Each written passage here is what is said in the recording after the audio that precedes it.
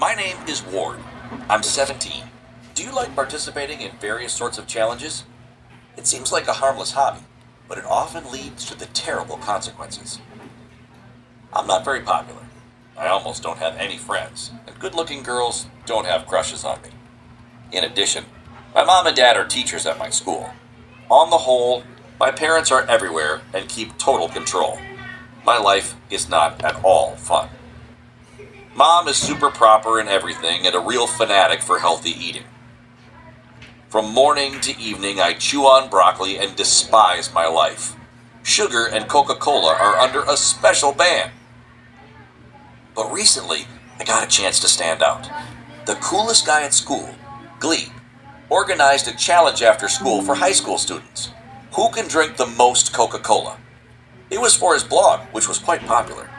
I was invited so they could laugh at me, as I'm always proper and never drank Coca-Cola, but I agreed to participate.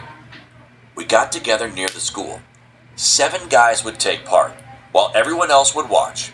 I wanted to finally show what the quiet Ward is capable of. Glebe turned on the camera and started the countdown until the start.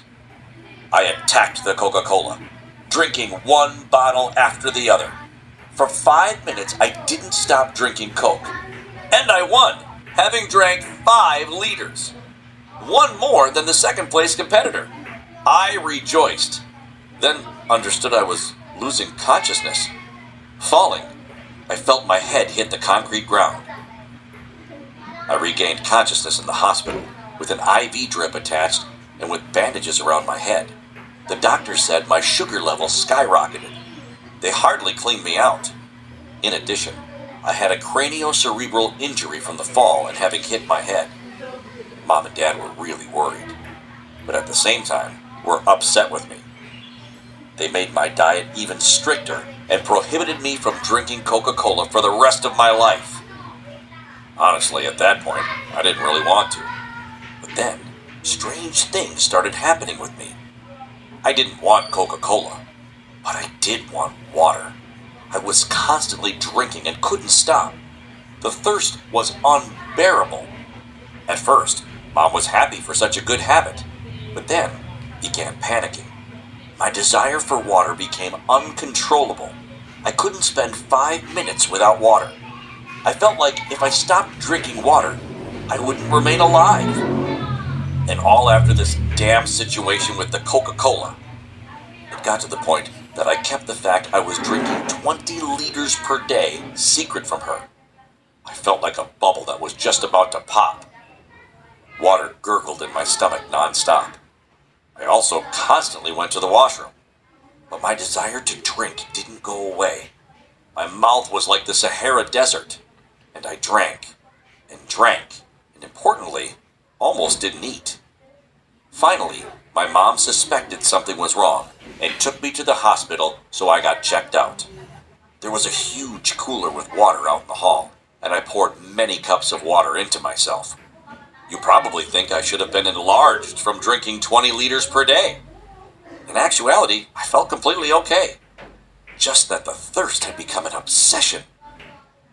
The first day at the hospital, I had a dream, as though I was really young and drinking Coca-Cola nonstop, and also that I was yelling and calling for my mom. It was all very strange and blurry, but from that day on, nightmares began following me.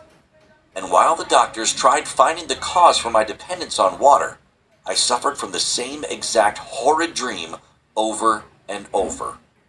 On the 4th day, I couldn't stand it and complained to my parents that I have nightmares in the hospital and I want to go home. But instead of pity, they took me to the local psychologist. There, I found out who I actually was. I told her about the Coca-Cola, the water, the nightmares. I just couldn't stop. That's just how much of it was kept boiling inside. But when she began asking questions, it ended up that I couldn't recall anything before the age of 5. I tried, but my head hurt. I really wanted to drink. I went to the cooler in her office and drank cup after cup. I drank approximately 4 liters of water.